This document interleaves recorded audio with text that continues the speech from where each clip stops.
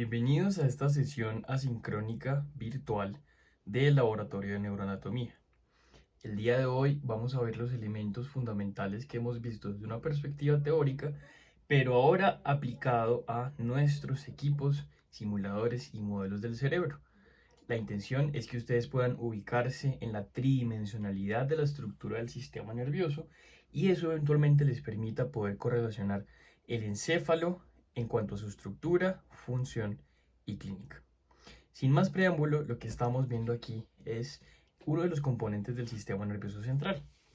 Esto de aquí se llama el cerebro.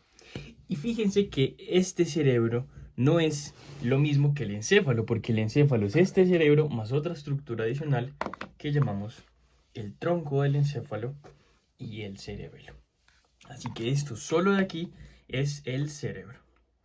Reconocemos que este cerebro tiene un polo frontal ubicado aquí, un polo temporal ubicado aquí y un polo occipital ubicado aquí. Estos polos son las puntas de esta estructura. Asimismo tiene un borde superior, tiene un borde inferolateral y tiene un borde inferomedial. Así que si se dan cuenta, parece un triángulo. Tiene la estructura de un triángulo con dos bordes inferiores y un solo borde superior, y asimismo con tres puntas. Continuando con el estudio de esta estructura, reconocemos que tiene dos grandes surcos que nos van a permitir dividir esta estructura en lóbulos. Tenemos en primera instancia una cisura lateral. Fíjense ustedes en la cisura lateral. Específicamente esta es una parte de la cisura lateral que es el ramo posterior de la cisura lateral en su porción lateral, pero también tiene un tallo o una porción profunda que inicia desde aquí a este nivel, en un lugar que llamamos la sustancia perforada anterior, que veremos en otra sesión. Entonces aquí inicia la cisura lateral, recorre o crea un espacio en el interior del cerebro que eventualmente conoceremos como la cisterna o el valle silvianos, y alcanza en este punto, que llamamos el punto silviano anterior, la cara lateral del cerebro, para posteriormente dividirse en unos ramos. Dos ramos anteriores que en otra oportunidad mencionaremos y un ramo posterior característico que es el que nos divide este cerebro. La otra gran cisura que vemos aquí se llama la cisura central. Aquí está nuestra cisura central. Y también tenemos una precentral y una postcentral. ¿Cómo diferenciarlas fácilmente? Con la regla de los dos dedos. Yo ubico aquí mis dos dedos en estos dos giros y la línea que queda entre ambos, esta línea es la cisura central. De manera que traten siempre de imaginarse estos dos dedos y van a empezar a ver la forma. Aquí está el giro precentral, el postcentral y la cisura central. Una vez reconocemos estos dos surcos primarios, cisura lateral y cisura central, pasamos a reconocer que todo lo que está delante de la cisura central es el lóbulo frontal. Todo esto es el lóbulo frontal. Todo lo que está por abajo de la cisura lateral es el lóbulo temporal. Esto de aquí es el lóbulo temporal. Todo lo que está atrás de la cisura central es el lóbulo parietal. Y aquí trazamos una línea imaginaria parieto-temporal entre lo que alcanzamos a ver de la cisura parieto-occipital, que en realidad está en la cara mesial, y la hendidura preoccipital o prooccipital notch. Trazamos una línea imaginaria y así terminamos de dividir lo parietal, lo occipital y lo temporal. Bien, estos lóbulos, cada uno de ellos tiene unos surcos y giros característicos. Aquí en el lóbulo frontal, por ejemplo, reconocemos que hay un giro precentral, que es la corteza motora primaria, y un surco frontal superior, un surco frontal inferior y tres giros. Giro frontal superior, medio e inferior. Si aplicamos la misma regla, hacemos esto de aquí y tenemos tres giros representados por los dedos y dos surcos representados por los espacios entre los dedos. A nivel temporal tenemos un surco temporal superior, un surco temporal inferior y 3 giros. Giro temporal superior, medio e inferior. A nivel parietal tenemos una cisura postcentral y un giro postcentral y una cisura intraparietal que nos divide el lóbulo parietal en lobulillo parietal superior y lobulillo parietal inferior. Bien, este fue el primer modelo.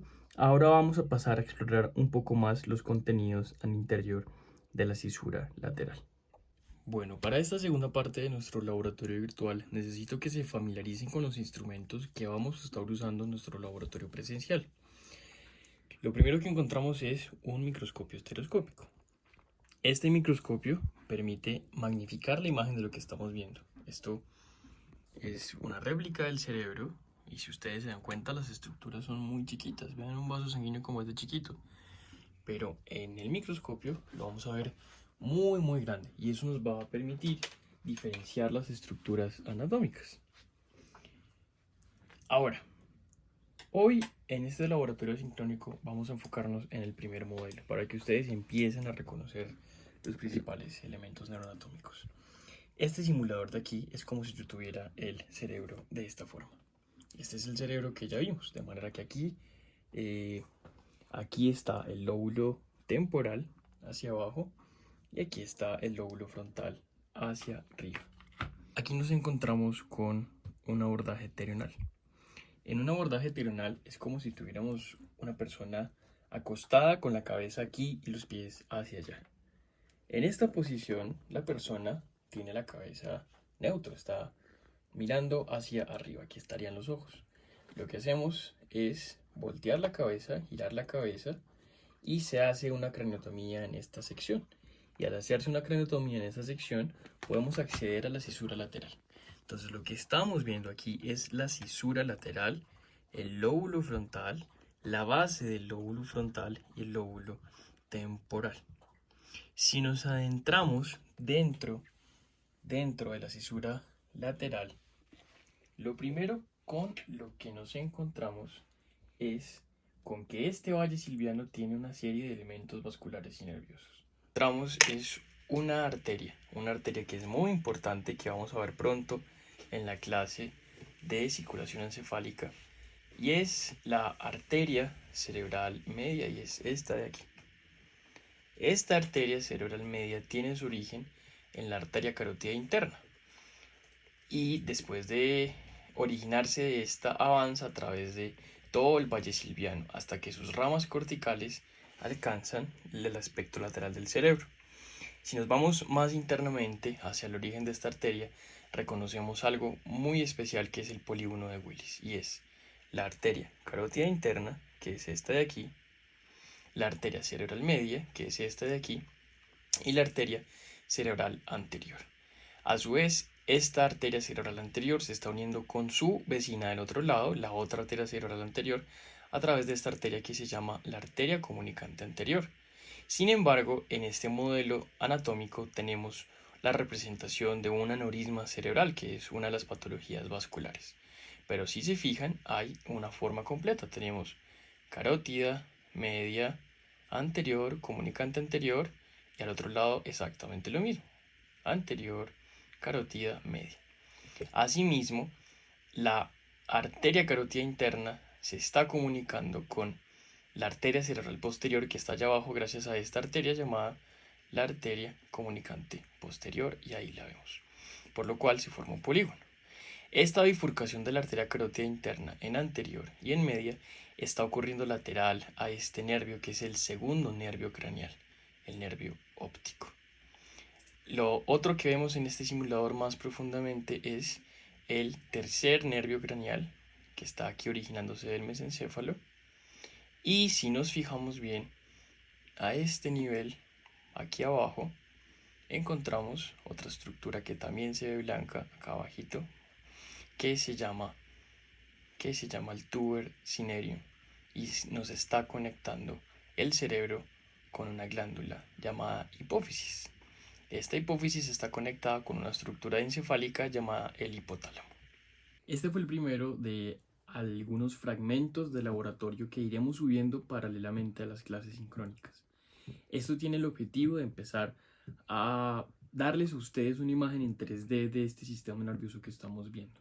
Así que mientras ven las clases teóricas van a empezar a ver el cerebro en 3 dimensiones, y cuando terminemos todo el ciclo teórico y lleguemos a nuestro laboratorio presencial donde vamos a usar estos simuladores, ustedes van a saber exactamente qué es lo que están viendo, y ahora su función va a ser más táctil, más motora, va a ser de ir y ustedes mismos buscar y disecar las estructuras.